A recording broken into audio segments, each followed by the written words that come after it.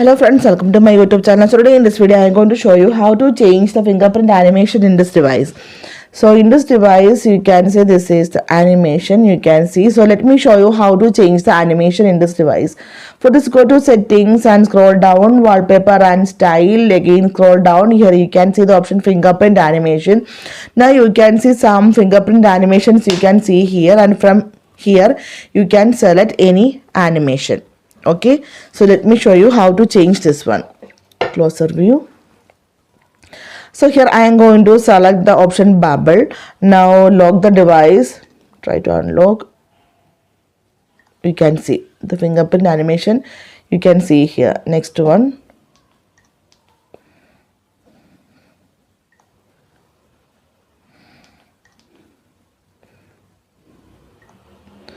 we can see, right? So simply in this way you can change the fingerprint animation in this device. So hope you guys enjoy this video. Thank you for watching. Thank you. Bye bye.